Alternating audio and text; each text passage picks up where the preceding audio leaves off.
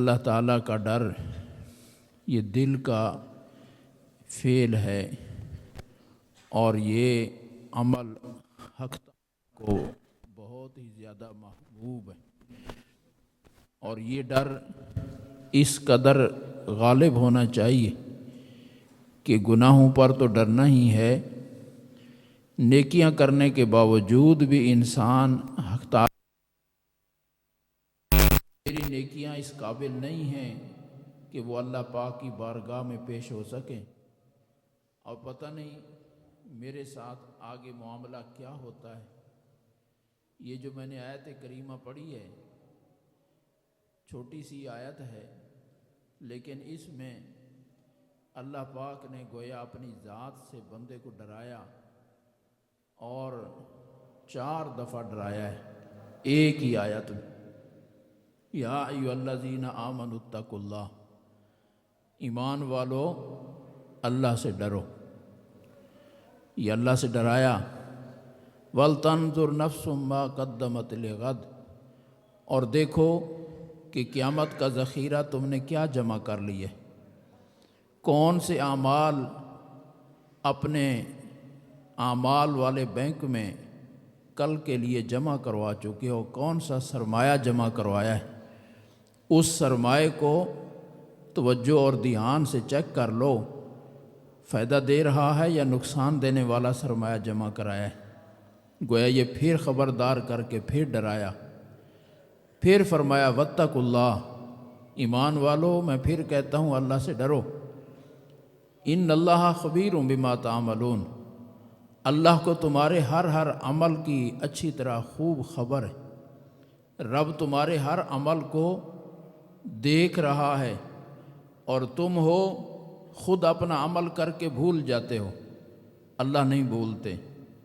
پھر یہ نہیں کہ صرف اللہ پاک کی ذات کو بھولتا نہیں ہے، اللہ نے اس کے لیے بڑا عجیب و غریب نظام بنا رکھا ہے۔ وہ کیا؟ ایک تو فرشتوں کو حکم دے کر تمہارے اعمال لکھوا لیے گئے، پھر دوسرا جس زمین پر تم نے وہ عمل نیک یا برا کیا ہے، اللہ پاک نے اس زمین کو تمہارے لیے گواہ بنا لی ہے۔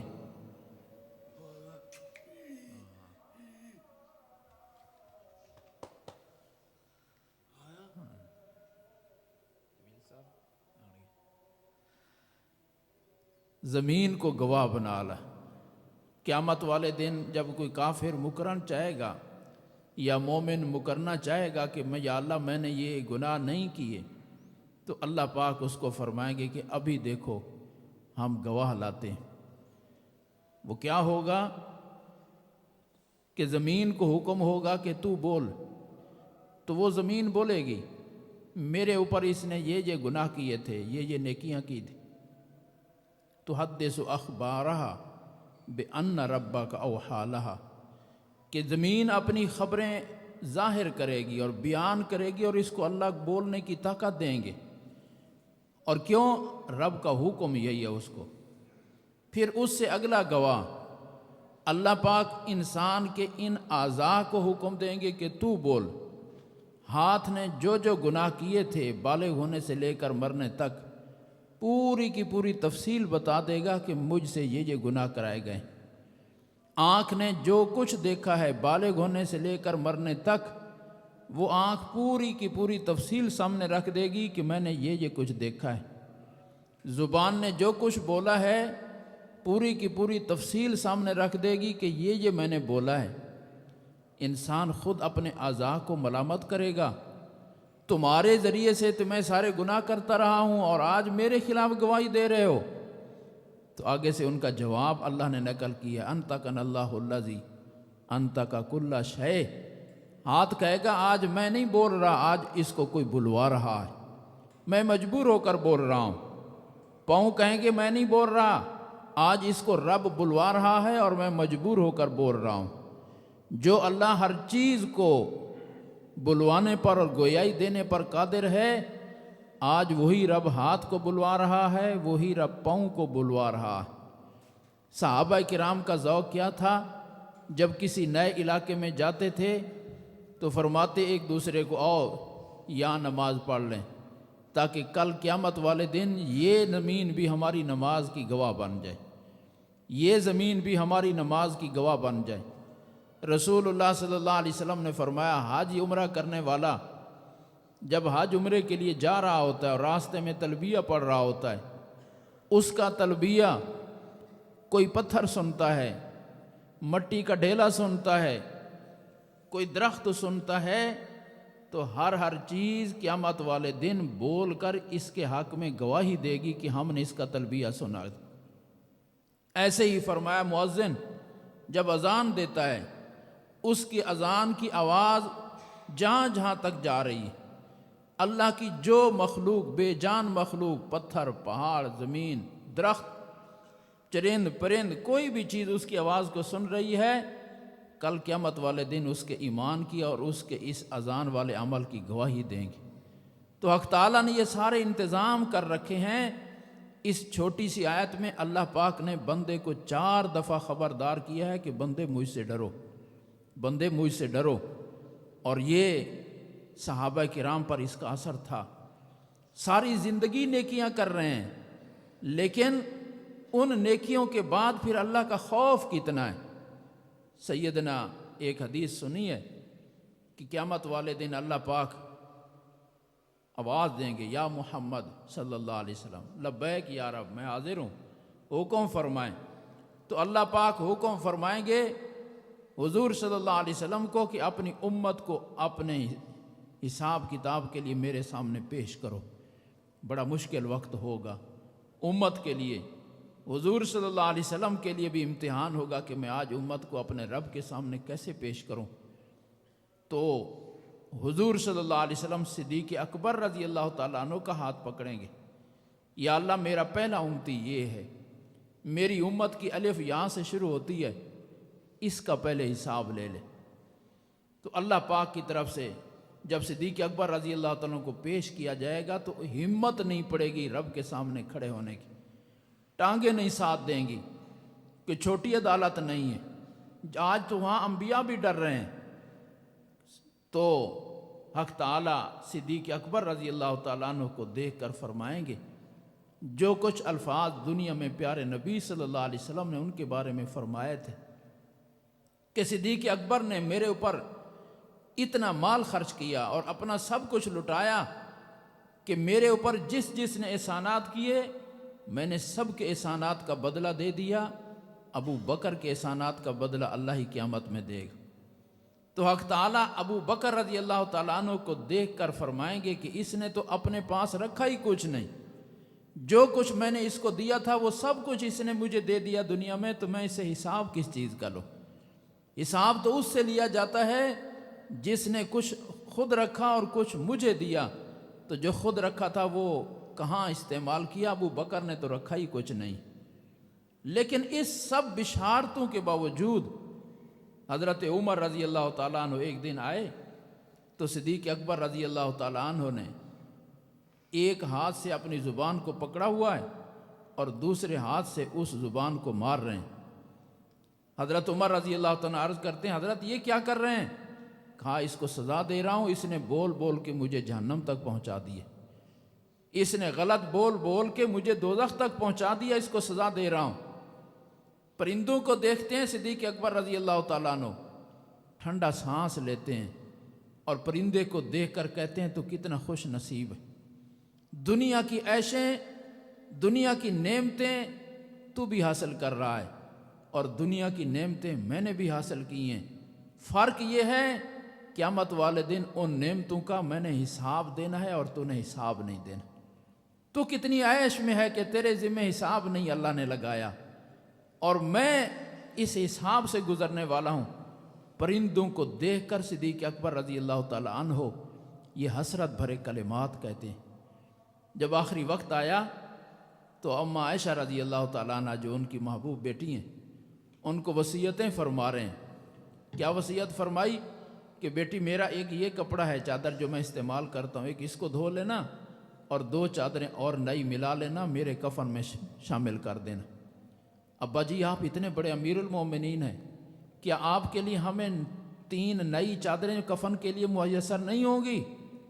فرمایا مل سکتی ہیں چادریں لیکن ضرور ضائع کرنی ہے، پاک ہونی چاہیے، میری اسی چادر کو دھو کر میرے کفن کا حصہ بنا دینا، ضرور تیسری چادر کو ضائع کرنا ہے، یہ اللہ کا خوف۔ اور پھر فرمایا کہ حساب لگوا کے مجھے بتاؤ، میں 2-2.5 سال امیر المومنین رہا ہوں، ان 2.5 سالوں میں نے اب تک بیت المال سے کتنی تنخواہ لی؟ وہ اس تنخواہ کا حساب لگوایا گیا۔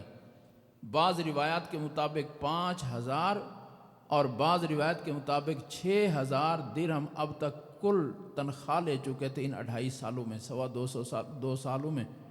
تو وصیت فرمائی کہ میرے مال کو بیچ کر اب تک جتنی تنخواہ میں بیت المال سے لے چکا ہوں، میری یہ ساری تنخواہ بیت المال میں واپس جمع کروا دیں۔ پھر فرمایا کہ میں جس دن امیر المومنین بنا، اس دن میرے گھر کے اثاثے اور سامان اور مال و دولت کیا تھے، اور حکومت پر آنے کے بعد میرے مال میں اضافہ کیا ہوا ہے، یہ مجھے حساب لگا کے بتاؤ، میرے اثاثے کیا بڑے ہیں اس منصب پر آنے پر۔ تو غور کر کے بتایا گیا، سواری کے لیے ایک اونٹ آپ کے پاس آیا ہے، اور غالباً کہا کہ ایک خدمت کے لیے غلام یا باندی آئے ہیں، جو امیر المومنین بننے سے پہلے آپ کے پاس نہیں تھے، امیر المومنین کے بعد ان 2 چیزوں کا اضافہ ہوا ہے۔ فرمایا فوری طور پر یہ بیت المال میں واپس جمع کروا دو۔ یہ ہے صدیق اکبر رضی اللہ تعالیٰ عنہ کا خوف۔ کیا کچھ نیکی نہیں کی، لیکن اللہ فرما رہے ہیں اے ایمان والو ڈرو، میرے سامنے تم نے آنا ہے، اور ہر عمل تمہارا میرے علم میں ہے، میری آنکھوں کے سامنے ہے، اس لیے ڈر کے آؤ، ڈرتے ہوئے آؤ۔ اور یہ جو ڈر ہے نا بندے کے دل میں، یہ بندے کو بہت اونچا لے جائے گا۔ قیامت والے دن جب جنتی لوگ جنت میں چلے جائیں گے، خوف اتر جائے گا، اور آپس میں بیٹھ کر رب تعالیٰ کی اس نعمت کا اب شکرانہ ادا کر رہے ہیں کہ اللہ نے فضل فرمایا کہ ہم تو بڑے ڈرے ہوئے تھے، لیکن اللہ نے کرم فرما کر ہمارے ساتھ معاملہ رحم و کرم کا فرمایا۔ وَأَقْبَلَ بَعْضُهُمْ عَلَى بَعْضٍ يَتَسَاءَلُونَ قَالُوا إِنَّا كُنَّا فِي أَهْلِنَا مشفقون فمن اللہ علینا، کہ ہم تو اس سے پہلے بہت ڈرے ہوئے تھے، لیکن اللہ نے کرم فرمایا کہ ہمیں دوزخ کے عذاب سے بچا لیے۔ جنتی لوگ کہہ رہے ہیں، تو جنتیوں کو جو اللہ کے بارگاہ میں سرخرو کرنے والی نعمت ہے وہ یہ اللہ کا ڈر ہے۔ حضرت عمر رضی اللہ تعالیٰ عنہ فجر کی نماز پڑھانے کے لیے آئے، اور قاتل کہیں منصوبہ بنا کر پہلے ہی آج قاتلانہ حملہ کرنے کے لیے قریب چھپا ہوا تھا، خنجر اس کے ہاتھ میں تھا۔ حضرت عمر رضی اللہ تعالیٰ عنہ نے جو ہی نماز شروع کی، اللہ اکبر کہا، پیچھے سے نماز شروع ہو گئی، اس ظالم نے حملہ کر دیا، پیٹ پر خنجر مارا اور پیٹ چاک ہو گیا۔ حضرت عمر گر گئے، عبد الرحمن بن عوف رضی اللہ تعالیٰ عنہ نے آگے بڑھ کر نماز مکمل کروائی۔ صحابہ پیچھے سے اللہ اکبر سبحان اللہ کہہ رہے ہیں کہ حضرت عمر کی آواز نہیں آ رہی، پچھلی صفوں کو بھی علم نہیں ہوا کہ واقعہ کیا ہوا ہے، اور کچھ اور بھی صحابہ کو اس ظالم نے شہید کیا، آخر پکڑا گیا۔ جب پکڑا گیا تو اس نے اپنے اوپر خنجر مارا اور خود کو ذبح کر دیا۔ تو اس زخمی حالت میں بعد میں نماز مکمل ہوئی، حضرت عمر رضی اللہ تعالیٰ عنہ کو گھر اٹھا کے لے آئے۔ کوئی آپریشن کا تو دور نہیں تھا کہ ٹانکے لگا دیے جاتے اور کوئی آپریشن ہو جاتا۔ اب کوئی چیز پیتے ہیں باہر آ گئی، کھاتے ہیں باہر آ گئی، پیٹ چاک ہو گیا، بچنے کی کوئی صورت نہیں ہے۔ اب حضرت عمر رضی اللہ تعالیٰ عنہ آخری وصیتیں فرما رہے ہیں، اب موت کا انتظار کر رہے ہیں۔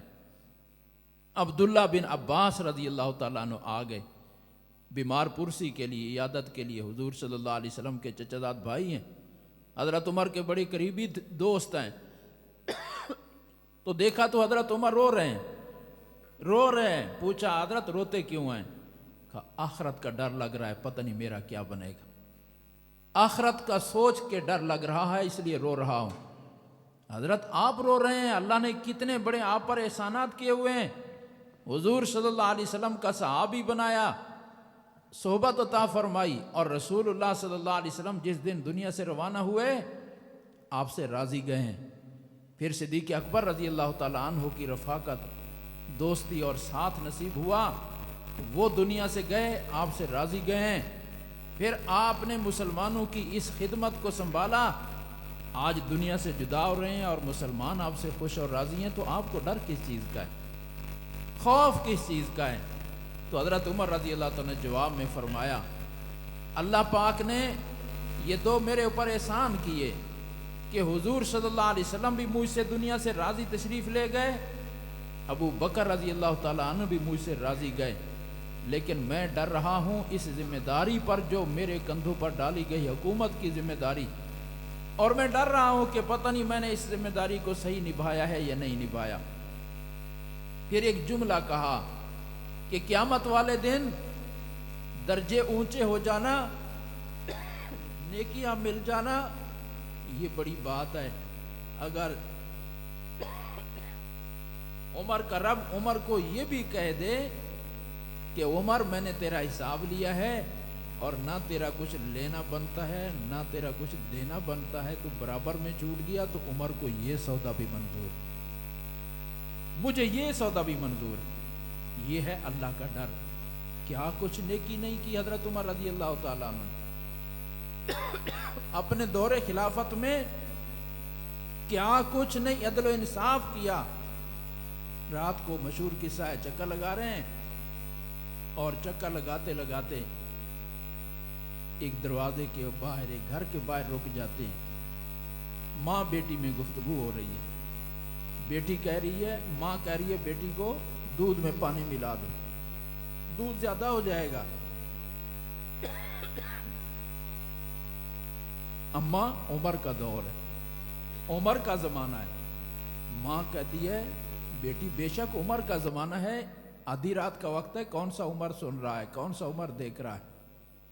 تو بیٹی نے بڑا عجیب جملہ کہا، اماں عمر نہیں دیکھ رہا، عمر کا رب تو دیکھ رہا ہے، عمر نہیں دیکھ رہا، عمر کا اللہ تو دیکھ رہا ہے۔ ایسا وجد آیا حضرت عمر رضی اللہ تعالیٰ عنہ کو، یہ جملہ سن کر اس بچی کا خاموشی سے واپس آ گئے۔ صبح ہوئی، اس جھوپڑی میں رہنے والی مائی کے پاس پیغام بھجوایا کہ عمر کا بیٹا بالغ ہے، مجھے آپ کی اس بچی کا رشتہ چاہیے۔ مائی حیران، کہاں بادشاہوں کا خاندان اور کہاں ہم غریب جھوپڑی میں رہنے والے، رشتے کے لیے کوئی خاندان کا جوڑ ہوتا ہے؟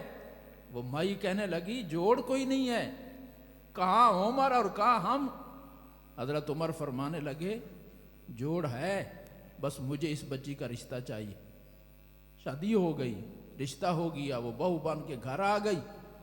تو حضرت عمر رضی اللہ تعالیٰ عنہ اپنی اس بہو کو فرما رہے ہیں، بیٹی سارا دن جب میں امور حکومت چلا کر شام کو گھر واپس آؤں تو میرے سامنے بیٹھ جایا کر اور مجھے یہی جملہ دوبارہ سنایا کر، اگر عمر نہیں دیکھ رہا تو عمر کا رب تو دیکھ رہا ہے۔ بس میں اسی جملے کے لیے تجھے اپنے گھر میں لایا ہوں کہ تو مجھے یہ جملہ کہا کر کہ عمر نہیں دیکھ رہا تو عمر کا رب تو دیکھ رہا ہے۔ یہ خوف خدا ہے، یہ اللہ کا ڈر ہے کہ اتنی نیکیاں کر کے بھی حضرات صحابہ کرام رضی اللہ تعالیٰ عنہ رو رہے ہیں، ڈر رہے ہیں، پتہ نہیں آگے کا کیا بنتا ہے۔ راتوں کو نیندیں ختم ہو گئیں۔ سیدنا ابو ہریرہ رضی اللہ تعالیٰ عنہ کے بارے میں ان کے حالات زندگی میں لکھا ہے، ایک تھیلی رکھی ہوئی تھی اور اس تھیلی میں گٹھلیاں اور کنکریاں ڈالی ہوئی تھی۔ 12,000 دفعہ روزانہ سبحان اللہ پڑھتے تھے ان گٹھلیوں پر، 12,000 دفعہ۔ ہم سے تو 12 دفعہ بھی نہیں پڑھا جاتا، 12,000 دفعہ روزانہ تسبیح پڑھ رہے ہیں۔ اور عبادت کا حال کیا ہے؟ گھر میں 3 بندے تھے، خود تھے، بیوی تھی اور ایک غلام تھا، تو تینوں نے مل کر رات کو 3 حصوں میں تقسیم کیا ہوا ہے۔ عشاء سے فلاں اتنے حصے تک یہ ایک حصہ، یہاں سے یہاں تک دوسرا حصہ، یہاں سے یہاں تک تیسرا حصہ۔ پہلے ایک جاگے گا وہ عبادت کرے گا، پھر اگلے حصے میں دوسرے کو اٹھا دے گا وہ عبادت کرے گا، پھر اگلے حصے کے لیے تیسرے کو اٹھا دے گا وہ عبادت کرے گا۔ ابو ہریرہ رضی اللہ تعالیٰ عنہ کے گھر میں ساری رات باری باری عبادت چلے گی۔ آج کے مسلمان کے گھر میں ساری رات ڈیک چلتا ہے، ساری رات کنجریاں ناچتی ہیں، ساری رات گندی ننگی عورتوں کی تصویریں آتی ہیں، اور مومن کے دل سے اللہ کا ڈر نکل گیا ہے، مومن کو موت کی فکر ختم ہو گئی ہے، مومن آخرت سے جنت کا ٹھیکیدار بن گیا ہے۔ اور یہ حضرات ایسے ہیں، ان کے گھروں میں ساری ساری رات عبادت چلتی ہے۔ حضرت انس رضی اللہ تعالیٰ عنہ حضور صلی اللہ علیہ وسلم کی خدمت کی، بڑی سعادت کی بات، اور یہ اعزاز صحابہ میں جتنا ان کو ملا خدمت کر کسی کو نہیں ملا۔ 10 سال مسلسل خدمت کی ہے، حضر میں بھی سفر میں بھی پیارے نبی صلی اللہ علیہ وسلم، اور خوب شفقتوں سے فائدہ اٹھایا، حضور صلی اللہ علیہ وسلم کی مہربانیوں سے فائدہ اٹھایا۔ حضور صلی اللہ علیہ وسلم نے کوئی 10 منٹ کسی کی خدمت کر لے، وہ کتنا خوش ہو جاتے ہیں اور کتنی دعائیں دے دیتے ہیں۔ حضور صلی اللہ علیہ وسلم نے کیسی کیسی دعائیں نکلی ہوں گی دل سے، لیکن ان ساری دعاؤں کے باوجود اور ان خدمت کے باوجود صحابی رسول صلی اللہ علیہ وسلم زندگی عبادت میں گزر رہی ہے۔ جب مرنے کا وقت آتا ہے، اللہ کا خوف اتنا غالب ہے، وصیت فرما رہے ہیں گھر والوں کو کہ میرے پاس پیارے نبی صلی اللہ علیہ وسلم کے سر مبارک کے کچھ بال ہیں، میں نے سنبھال کے رکھے ہوئے، کبھی کنگھی کی ہوگی اور بال جیسے ٹوٹتے ہیں ٹوٹے تو میں نے سنبھال لیے، اور جب یہ میں مر جاؤں یہ بال میرے کفن دینے کے بعد میرے ہونٹوں پر اور میری آنکھوں میں رکھ دینا، اور پھر مجھے قبر کے حوالے کر دینا۔ اللہ ان بالوں کی برکت سے میری قبر کی منزلوں کو آسان فرما دیں گے۔ یہ ڈر ہے، یہ خوف ہے صحابہ کرام علیہم الرضوان کا کہ موت اتنا آسان پیالہ نہیں ہے، اور موت کے بعد کی گھاٹیاں اتنا معمولی نہیں ہیں جتنا تم ان کو معمولی سمجھ رہے ہو۔ ہاں، اگر بندے کے دل میں اللہ کا ڈر آ جائے، یہ ڈر بڑی دولت، یہ ڈر بڑی قیمتی دولت۔ ایک دفعہ بھی تنہائی میں ایک دفعہ بھی بندہ رات کو سویا اتفاق سے اس کی نیند کھلتی ہے، کروٹ بدلتا ہے اور چند لمحوں کے لیے کھلتی ہے، اور سویا لیٹا وضو کیے بغیر، منہ دھوئے بغیر، کلی کیے بغیر، لیٹے ہاتھ جوڑ کر رب سے معافی مانگ لیتا ہے کہ یا اللہ معاف فرما دے۔ بس یہ عمل پتہ نہیں اللہ کو کتنا محبوب ہے، یہ عمل اللہ کو کتنا پیارا ہے کہ بستر پر لیٹا ہوا ہے، بڑی ٹھنڈی اور گہری نیند سویا ہوا ہے، اتفاق سے اس کی نیند کھلتی ہے، اور فکر ہے تو یہی ہے کہ اللہ میرا مجھ سے راضی ہو جائے، میرا رب میرے گناہوں کو معاف کر دے۔